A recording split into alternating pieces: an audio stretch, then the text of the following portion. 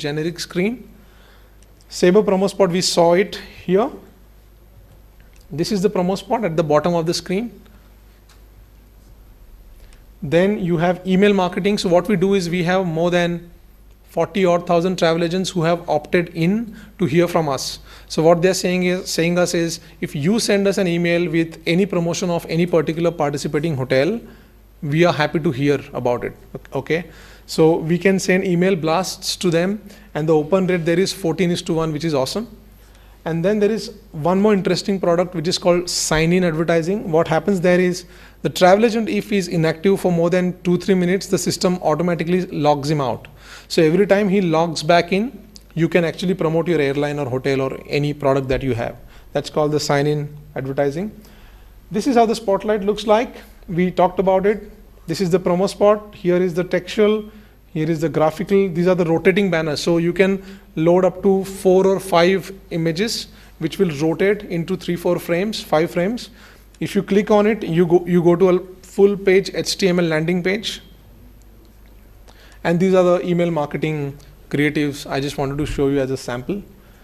You get reporting for whatever you do. So like you get reporting in today's world from the channel manager partners or any website developers or even any other online marketing. Similarly, you get reports which tells you how much did you invest, how much did you get as an ROI. So you can actually measure your investment, whether it was right, wrong.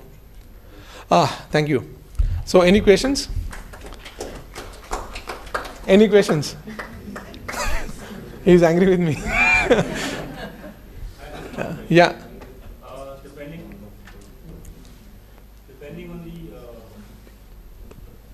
Depending on the GDS partner, like let's say you use Sabre, there might be somebody else like using Amadeus products as well. You mentioned that there has to be equal visibility on all the 4 GDS partners. Now, if you're using, let's say, a Sabre product, will you feature the same way on the other channels as well? Probably that's a great question. So I think I briefly touched upon it. So when you go to any CRS provider, like us, we are there. I think they do GDS through us. So we are there. Pegasus, Trust, which is again part of Sabre, TravelClick, Axis Rooms, who else? Raise Next. There are 6-7 partners who will connect you to GDS. But any partner that connects you to GDS will connect you to all 4 GDSs. So even if it is Sabre, our hospitality department and GDS department are different. So when we connect you to GDSs, we actually connect you to all 4 GDSs, including our own platform. Okay. Does that? Okay. Awesome. Anything else?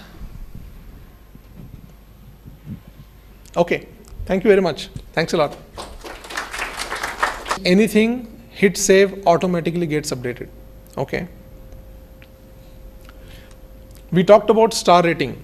Now, who gives you rating? There is an agency called North Star. Okay. North Star is an independent rating agency. We don't own it. No GDS owns it. They give you star rating.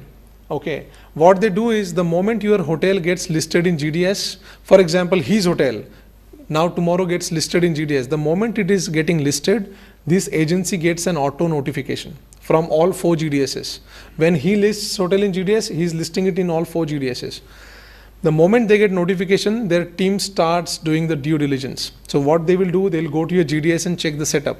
So they will again check your amenities, your location, your address, your rate parity, all those points.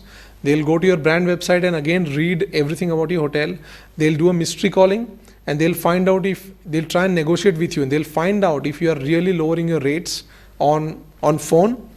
They also have people in the market. So they will come stay at your hotel at the expense of their company, and they'll do mystery audit and they'll go off.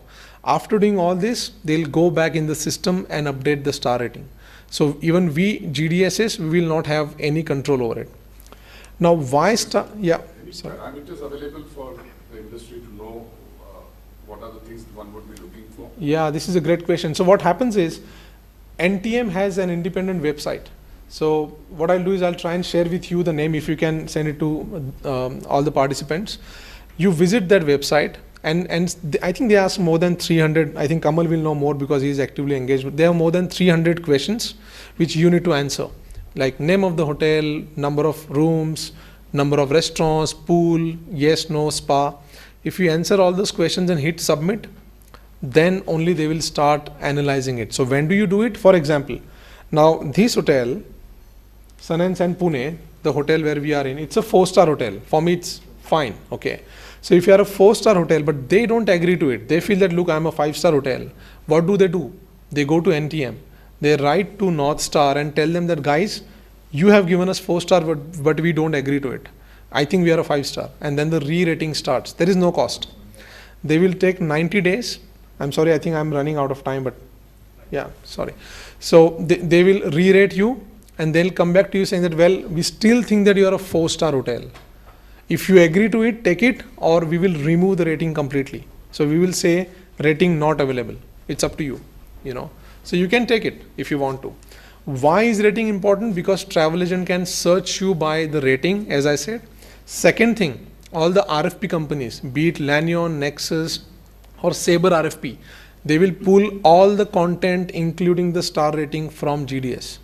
So a lot of times I hear from hotels that, look, I don't get any RFP. Why will you get a RFP? Because your star rating is saying you are a 1-star hotel.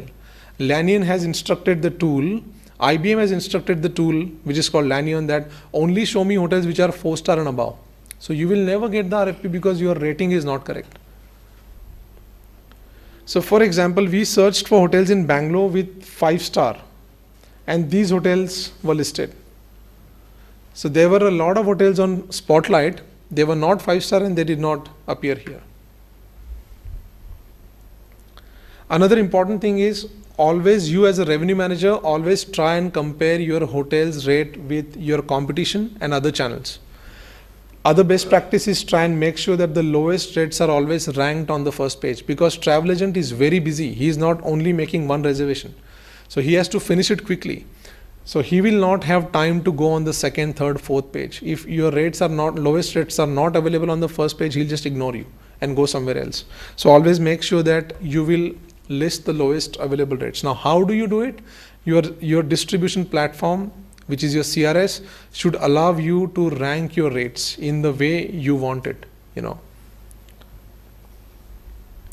Room and rate descriptions, we just talked about it. Now look at this description. It says superior queen, 400 square feet. The size of the room is extremely important.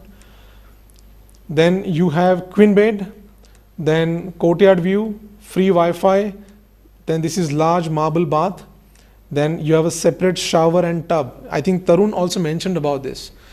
These are the important things. This is the best way in which you can list your room type descriptions. If I'm a travel agent, I will think, wow, I'm giving not only a good rate and inclusions, but this is also a value. My guest is going to stay in a place which is amazing.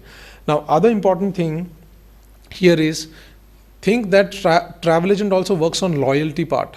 So he also has his loyal customers, and the customers are loyal to him because he is giving him the best service.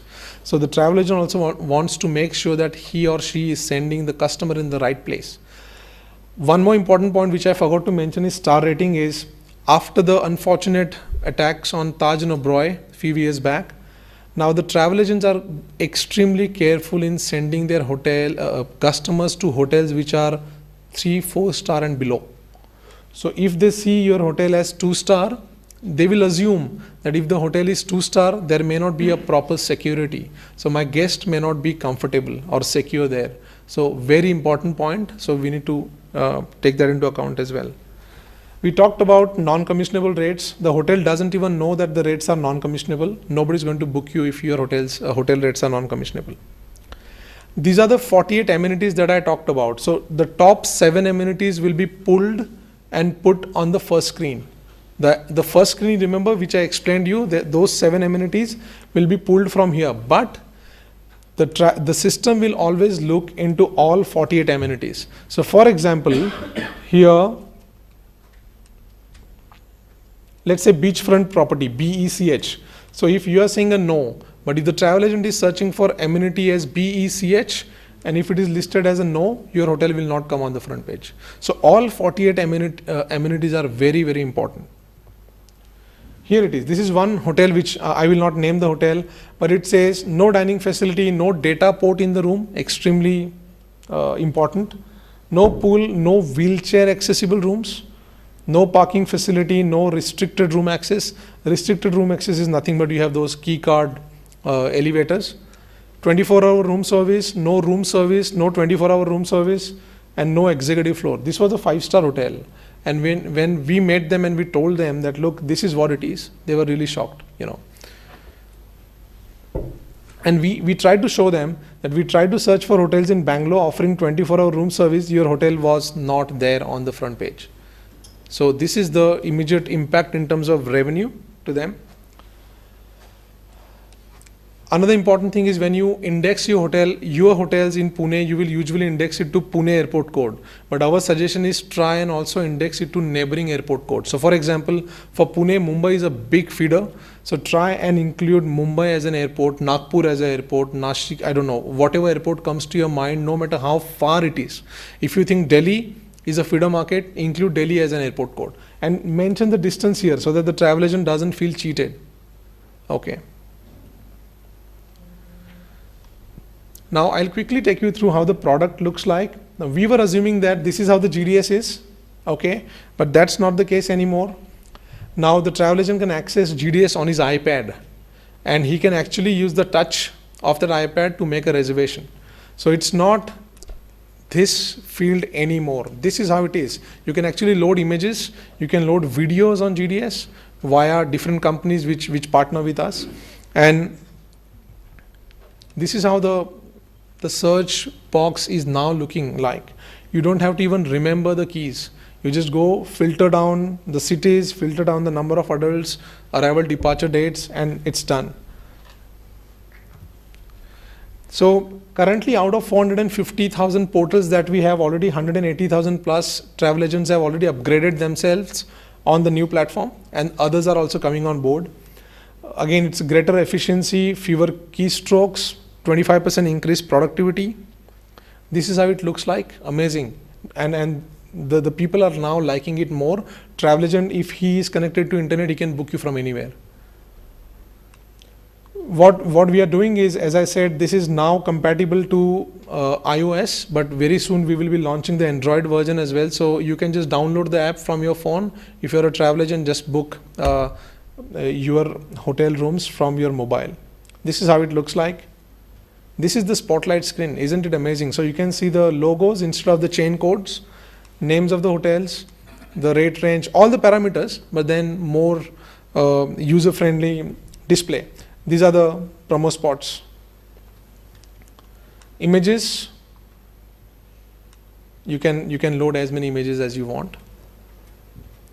Another important point is earlier the GDS field was truncated to 24 characters, but now it is still 24 characters, but if you hover your mouse over the hotel name, you can actually see all 31 characters. So you will see a small pop-up coming on the screen, and then you will see the full name of the hotel. This is the promo spot screen. If you like it, just click on it and you go to the landing page, and this is again the full page landing page where you know about the hotel. Quickly, I'll just take 2 minutes. So these are the paid products. I'm not here to promote anything, but these are the different ways in which you can market your hotel. Spotlight we talked about. Spotlight is nothing but you pay to the GDS provider, all 4 GDSs, not only Sabre, all 4 GDSs, you pay to them and you make sure that you're on the first page of the generic screen. Sabre promo spot, we saw it here. This is the promo spot at the bottom of the screen.